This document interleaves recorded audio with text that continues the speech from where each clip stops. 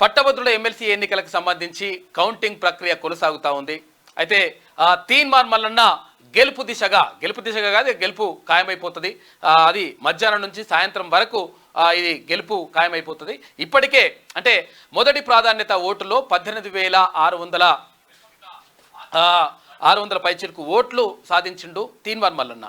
అయితే ఈ నేపథ్యంలో తర్వాత ఇప్పుడు అయితే ఈ మొదటి ప్రాధాన్యత ఓట్లోనే ఒకవేళ గెలిచేటువంటి అవకాశం ఉండే, కాకపోతే ఏంటంటే చాలామంది వేసినటువంటి ఓట్లు ఉన్నాయి కదా, పట్టభద్రులు వేసినటువంటి ఓట్లు 25,500 ఓట్లు చిత్తు అయిపోయినాయి. చిత్తు కావడానికి కారణం ఏంటంటే అది అమిత అభిమానమో తర్వాత ఏందో తెలియదు, కానీ రకరకాలుగా చేసిండ్రు. ఐ లవ్ యూ మల్లన్న, లేకపోతే జై తీన్మార్ మల్లన్న, 7200 RTR ఇట్లా అని చెప్పేసి మనకు సంబంధించినటువంటి ఓట్లే అట్లా అయినాయి. కాబట్టి అసలు యాక్చువల్గా సాధారణ ఎన్నికలు అయితే, ఒకవేళ ఇవి ఎమ్మెల్యే ఎన్నికలో లేకపోతే ఎంపీ ఎన్నికలో ఇటువంటి ఎన్నికలు అయితే ఇప్పటికే తీన్మార్ మల్లన్న గెలిచినట్టుగా తర్వాత మెజారిటీ వచ్చినట్టుగా ప్రకటించేటోళ్ళు. ఆల్రెడీ 18,600 పైచిలకు ఓట్లు సాధించిండు, అంటే మెజారిటీ సాధించిండు.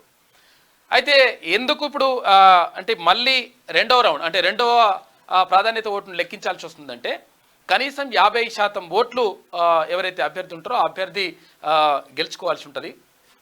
ఈ నేపథ్యంలో ఇక్కడ తీన్మార్ మల్లన్న అంటే 100% గెలుస్తాడు, ఇంకా దాంట్లో ఏం సందేహం లేదు. రకరకాలుగా ఎవడెవడో రకరకాలుగా ఏదో చేస్తూ ఉన్నారట, వీడియోలు చేసి పెడతా ఉన్నారు. పెడితే ఇంతవరకు పెడతారు రాబాయి, ఇలా మధ్యాహ్నం వరకు, లేకపోతే ఇంతే మధ్యాహ్నం వరకు పెడతారు. ఇక అంతకనే ఏం ఉండదు లెక్క. కాకపోతే ఏంటంటే క్లియర్గా తీన్మార్ మల్లన్న గెలుపు దిశగా పయనిస్తుండు, 100% గెలుస్తుంది, ఇంకా దాంట్లో ఏం తేడా లేదు. అంటే అది ప్రకటించాల్సి ఉంటుంది అంతే. మరోవైపు అంటే రెండవ ప్రాధాన్యత ఓటు క్రమం లెక్కిస్తూ ఉన్నారు. ఇందులో 52 మంది ఉంటారు కదా, ఇప్పటి వరకు 22 మందిని ఎలిమినేట్ చేసుకుంటూ వస్తారనమాట లాస్ట్ వాళ్ళ నుంచి.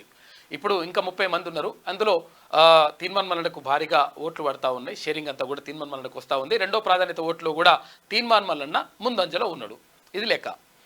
ఇక నల్గొండ, వరంగల్, ఖమ్మం జిల్లాల పట్టభద్రులు, తర్వాత ఉద్యోగులు, నిరుద్యోగులు, విద్యార్థులు, కర్షక కార్మిక సంఘాలు, తర్వాత అన్ని రకాల సబ్బండ వర్గాలు, అటు కాంగ్రెస్ పార్టీ కానీ తర్వాత సిపిఐ, సిపిఎం, ఇటు తెలంగాణ జనసమితి, అన్ని పార్టీలు తర్వాత అన్ని సంఘాలు కూడా మీ అందరి సహకారంతో తీన్మార్ మల్లన్న 100% గెలుస్తూ ఉన్నాడు.